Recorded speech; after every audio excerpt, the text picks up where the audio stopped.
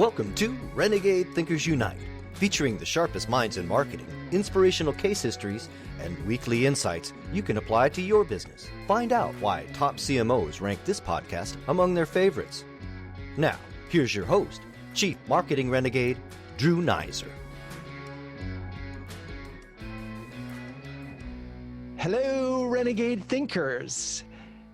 Here we are in the middle of COVID, and it is affecting all businesses in all sorts of ways. And one of the things I actually hadn't thought about is the whole call center industry and the fact that up until a few weeks ago, 85% of call center employees were actually in a physical location. Well, you can't do social distancing with those kind of setups. So suddenly, all of these folks that used to provide important customer service, there's a big issue. There's a real challenge. How do you redeploy these people and talk about business continuity? It's a huge issue. So I was just having a pre-call conversation with Kathie Johnson, who is the CMO at Talkdesk, and suddenly I realized, oh my gosh, this is a really fascinating story on agility, on reacting to a market opportunity, about walking the fine line of how do you there's a situation that presents itself and suddenly there's a need for your product and service that it wasn't actually there before. And how do you do it in a way that is, I'm going to use the word graceful. And with that, Kathie, welcome to Renegade Thinkers Unite. Thanks for having me, Drew. So this is a challenging time. I wanted to set a couple of frameworks. You've been on the job exactly 5 months, I think is right. And normally I don't actually date this because the show's has over the years has been an evergreen, but now we're urgently in the moment. So 3 months ago, you had a nice little plan to do. And then about a month ago, or a little bit less, suddenly the shit hits the fan. And we can say that on the show because it's okay. And so talk about the moment when you all recognized, oh my gosh, business is going to have to change and adapt really quickly. Yeah, it's a great question, Drew. And you're right. I've been in this role just since the middle of November, followed my 90-day plan as best as I could. And yes, the entire world changed. And one of the things that hit us pretty quickly was this is a moment where our solution can really help companies make a change and get their employees remote. If you remember how this all started, there was a lot of unknown. It didn't really come to the US right away as impactfully as it has today, but we started seeing what's happening in other regions. And as you mentioned, 85 to 88% of all contact centers are on-prem and people are tethered to their workstation. We have a solution that permits companies to actually get their employees remote. And this was a way for us to help organizations have business continuity, which is how we launched it back on March 4th. How can we help companies retain or have business continuity during a time of crisis like this? So let me break it down though for a second. So sure.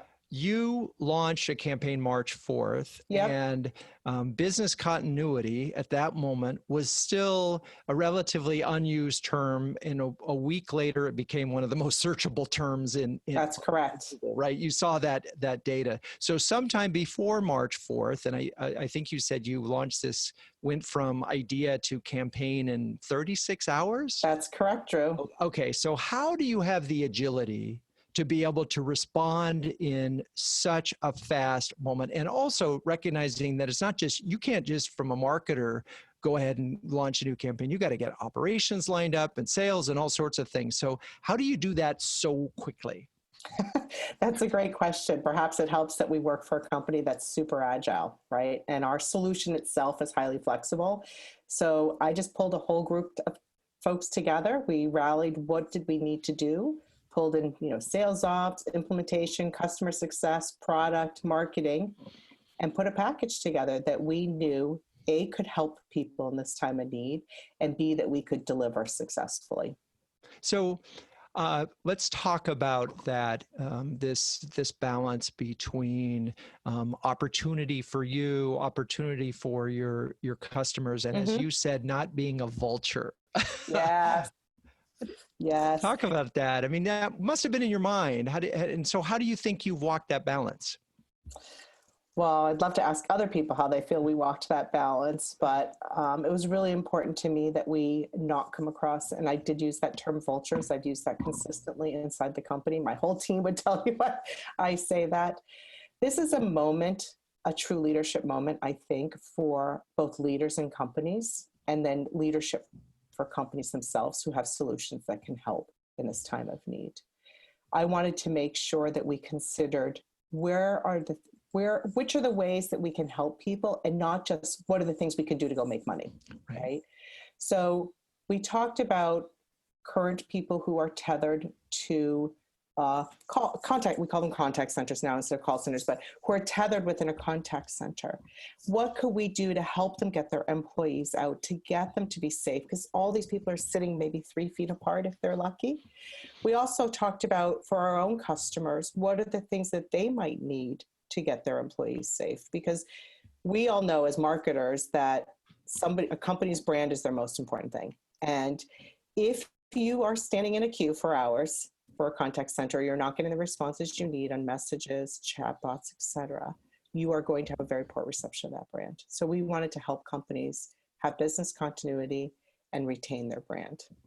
And this is really an interesting point. I mean, we've all had good customer experiences on the phone, and we've all had bad. I mean, I know I hit that 0 button all the time after I've been through the phone tree. And then, sometimes you get just a fabulous experience, and sometimes you don't. But the first part of it is you got to get to somebody. And so if a lot of these companies basically said, okay, we can only have half the people in the office, then suddenly that means half the calls can be answered. So let's talk about the importance of, it feels so antiquated. I mean, call centers, contact centers in some ways. I mean, I was thinking about this. We worked on Avaya over 20 years ago. Yeah. They were doing these things. And so let's talk about the evolution of this service and how you all fit into this mix. So we're physically planted and we have equipment in a place, and now suddenly we got to go home. And, look, you and I are talking on Zoom because that's really easy. We both have computers, we got cameras in them, nothing to it. Yeah. How do you quickly move that infrastructure that you would need? You would think in the call center, you'd have a computer that was coordinated with all the information. Maybe you had 3 or 4 monitors. How do you suddenly bring that home? Drew, you just gave the perfect example, Zoom. Right before there was Zoom, back when I started working, right, you met in a conference room. And if you weren't all physically in the room, maybe you had a phone call, right? But now you couldn't see each other. So now you look at contact centers. Sure, they've been around for over 25 years, and they were all tethered, as you say, in these buildings. But now with cloud-based software, and the company I work for is Talkdesk, and ours is native cloud software. So we started from the very beginning being 100% cloud. Mm-hmm. So now all of a sudden, you don't have to be in front of a computer in a building that has on-premises software. And you can then work anywhere from any laptop. Now, even one step further, you can now do all of that management of your contact center from your phone through mobile solutions. So the world has completely changed, as it has with video conferencing. The same thing for contact centers. So does that help? It does. So we can do this remotely, but all these companies, including your clients, weren't. Yep.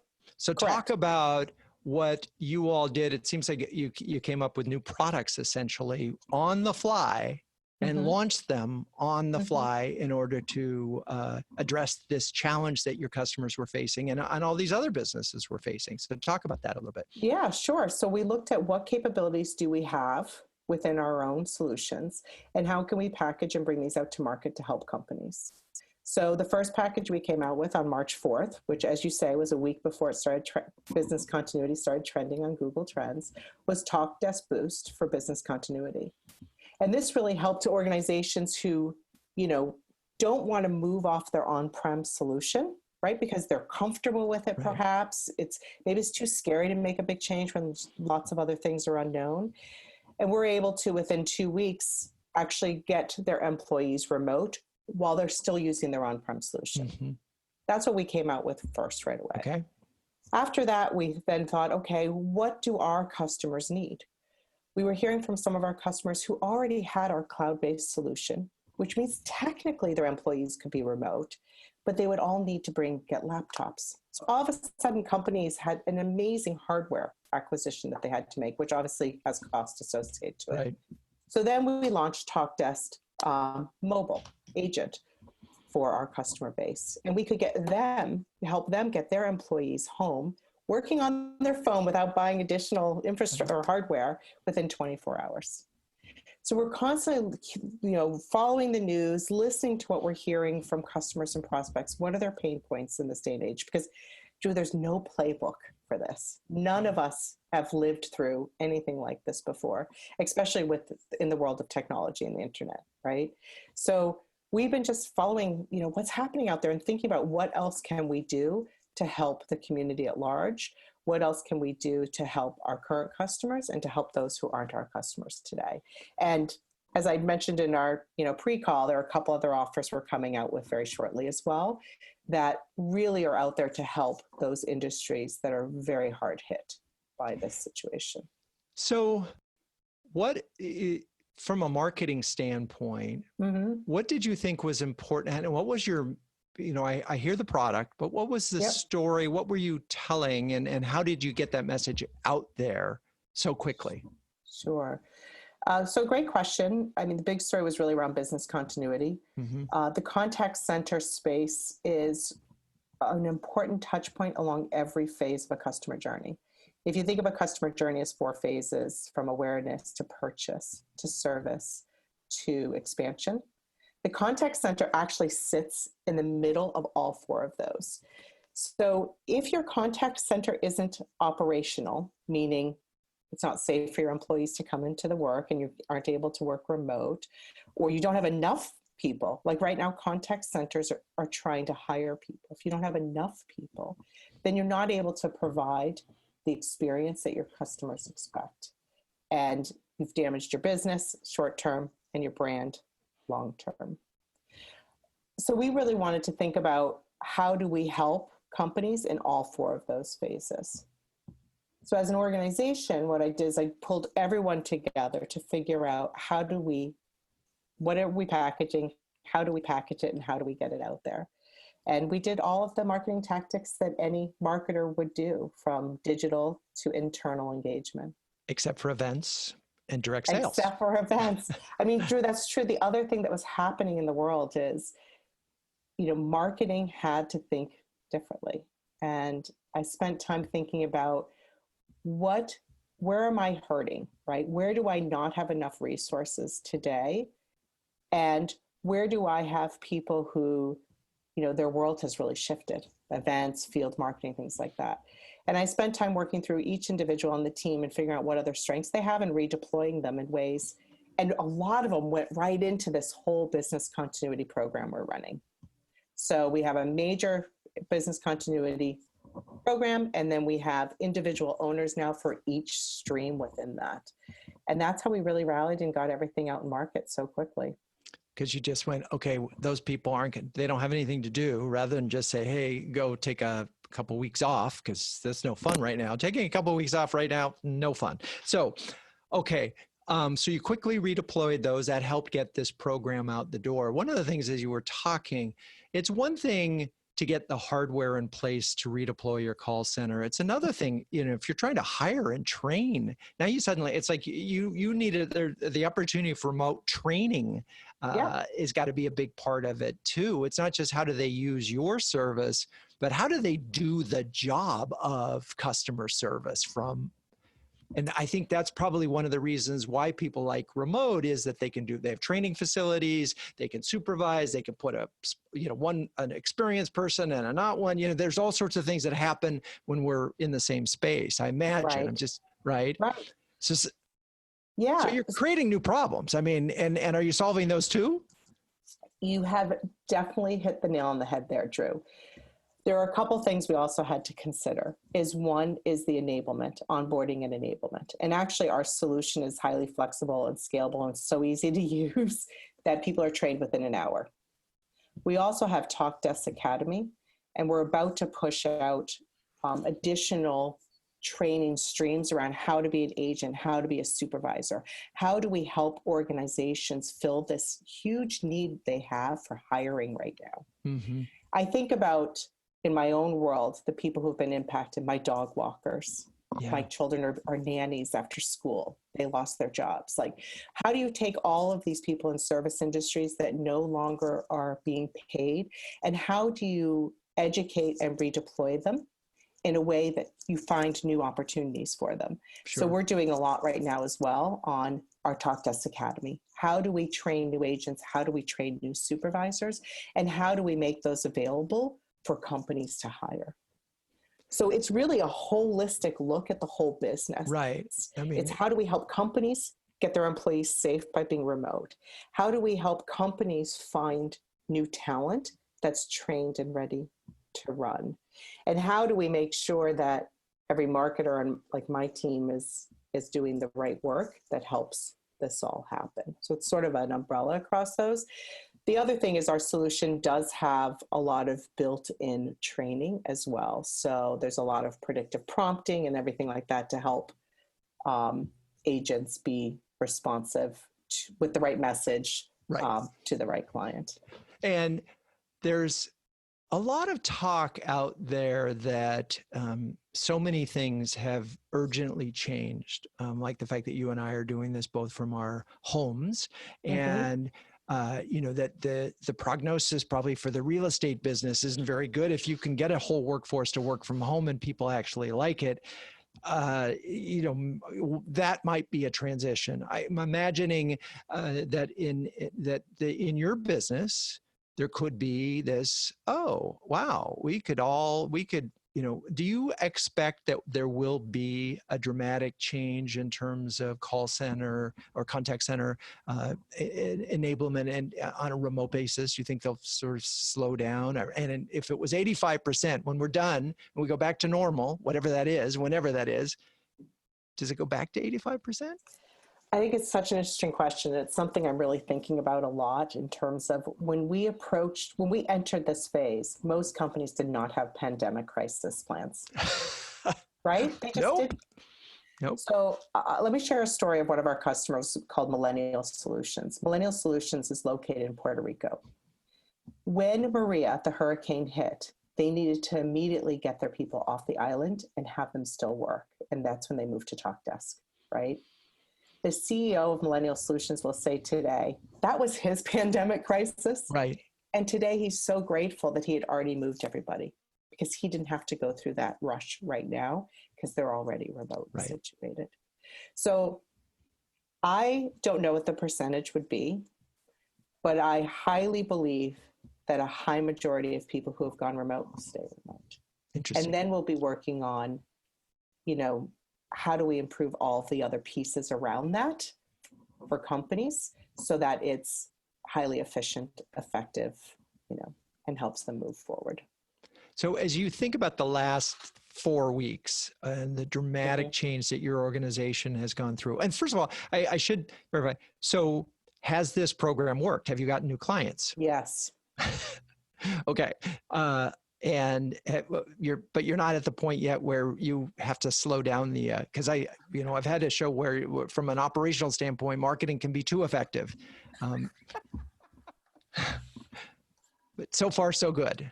So far, so good. We're seeing it both. One of the things that's interesting to me or maybe surprising to me, I had identified what I thought would be the industries most impacted, as any marketer would do. Right.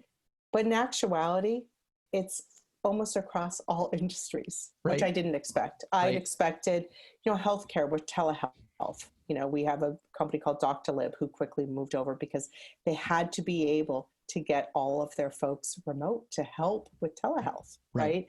There's obviously financial services. Landmark Financial went with us and was deployed, I think, in 2 days. Wow. I get that, right? Wealth, banking. We had the financial crisis happening at the same time. I understand the travel and hospitality industry as things are changing, but I wouldn't think things like consumer services, they just didn't pop as high to me, right? Because I'm thinking, am I healthy? Am I safe?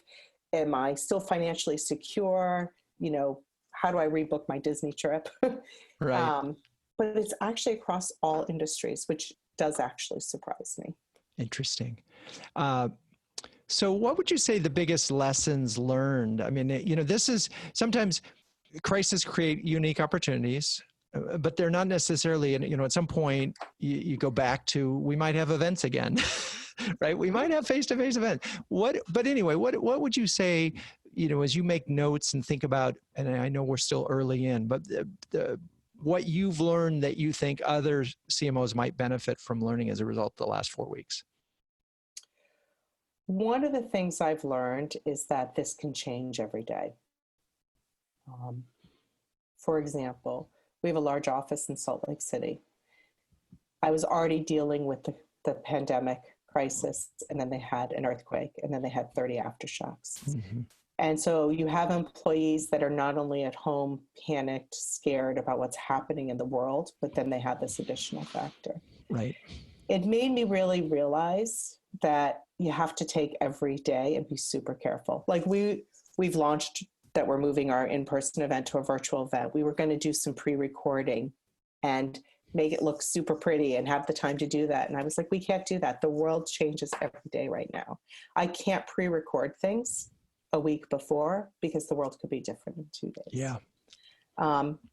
I didn't necessarily think that way before. I was obviously monitoring things weekly or twice a week, but it's really like twice a day.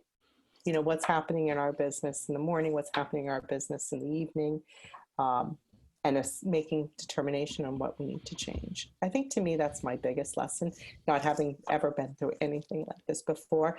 And then the second one, and I mean this really wholeheartedly, is it's a leadership moment. This is when leaders in companies really need to stand up and think of their employees first and recognize the fact that this is hard for them. And it's hard for them with their families, themselves, they're scared. But at the same time, we're asking even more of them because the world we're in right now is so different, and our product can help so many companies. So we're even busier than we were before. So it's finding that right balance between being there to support people, but also helping them be motivated and keep going and do this extra lift that you're asking them to do. And that's a balance I'm constantly talking about in my own head to see how it's resonating. I mean, I think one thing you can feel good about is that busy is good right now. The people who have too much time are just obsessing over, oh my God, have I got it? Did I get it that time? Wait, did I breathe? Was that person too close? I mean, where if you're busy, you're not worried about that. You've got something else to focus on. And also it feels like this is so essential to these businesses right now, that even though there's a commerce opportunity for you all and a growth opportunity, you're really in many ways helping those companies survive this really epic challenge that everybody is facing. So that's very true. And Drew, that's why we're seeing sales cycles being incredibly shortened, right? Our sales cycle for large accounts might have been 150 days, 30 days for small accounts. Our sales cycles are sometimes 3 days long right now. Oh my God. That's every crazy. Salesperson's dream. That is insane. What's the first thing you will do as a marketer when the all clear sign goes out there? And, as I would say, ollie, ollie, oxen, free, free, free. Now what do we do? What's on your mind? You're talking about when the world gets back to normal or starts getting back to normal? Is that what you mean? I honestly will probably take a really deep breath and do a huge kudos to my team. That probably will be the first thing, because this is a really long, hard haul, right? Yeah. The second thing, and I hope to do this before it totally turns, but is to then figure out what's our next pivot. Right. So it's pivot to pivot. All right. Well, this is, speaking of the world change, I used to have a 2 to 3 month backlog of shows. I'm now doing them all in almost real time. This will literally air a week from today. And I thank you so much for just jumping in unexpectedly and sharing your experience. It is, in some ways, it's heartening to know that some companies are not only thriving in this moment, but are playing a role to help those that are really suffering. Drew, thank you so much. It was great to meet you. Nice to meet you. Thanks for having this discussion today. My pleasure. All right, and to all the listeners, thank you as always. Hope you're keeping safe and secure wherever you are hunkered down. And until next time, keep those renegade thinking caps on and strong.